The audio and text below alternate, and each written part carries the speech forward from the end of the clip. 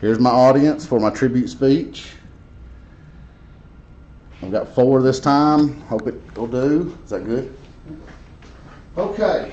Today I have to fulfill my tribute speech for Montlow class. It is a tribute to your hero, and my hero was my grandmother. So I'm going to start with that.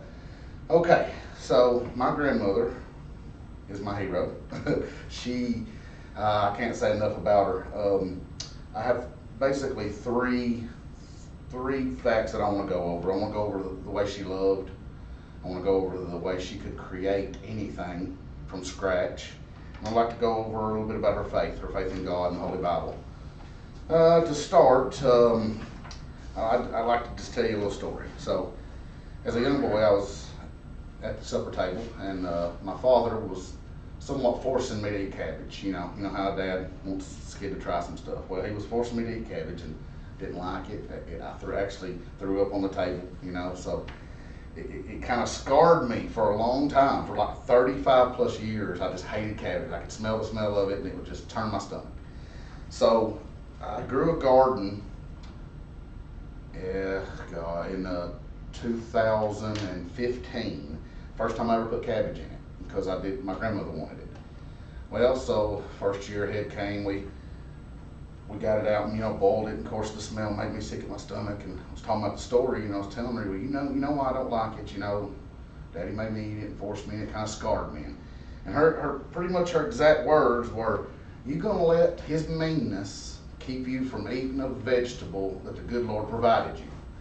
And so from that day on, I thought, okay, I gotta give it a try. I tried cabbage, and I've loved it ever since. So that's the story I wanted to start out with, because I'll never forget that. She reversed that scar per se. She was born in Tullahoma. She was born in 1923. Her name was Evelyn Rackler.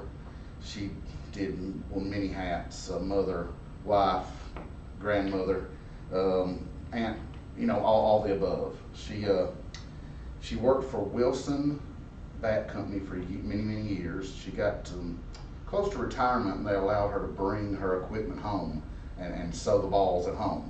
And I can remember being there with her, while she was working sewing those balls. And I always had the little cores of baseballs to play with too, of course, boxes full of them. She'd get on to me for getting into them, though. I remember a lot. Like I said, she was born in 1923. If you've got a picture of that, I don't really, but I read up on some of it. And a few of the things she saw and grew up through were stuff like World War I, World War II, Vietnam War, the breakup of the Beatles. That had to be tremendous. The Great Gatsby was published, So she saw a lot of things, heard a lot of things, and could do many things. Her love was beyond any other. She, as the Bible says, unconditional love. God sent His Son to, save us, basically, because He loved us. Well, that's how I feel that my grandmother loved me and loves her grandchildren to this day. I couldn't. If you said the word love, she'd be the first thing that popped in my mind. That's just that would be just her. So creating everything, she could create anything. She grew up in the era where if you wanted something, you had to make it. You couldn't go to Walmart and buy it. She could sew clothes. She could make a garden tool. She could bake cakes and decorate them. Everybody wanted her to decorate their cakes for them. I remember growing up as I was young. She had flowers. That's more of her love. She loved flowers and nurtured gardens and could grow anything. She could rehabilitate any flower that was sick. Somebody might have brought her from down the road. The news would come by about once every 2 or 3 years and want to take pictures of her flower garden to put in the newspaper, because she had the colors and all kinds of stuff.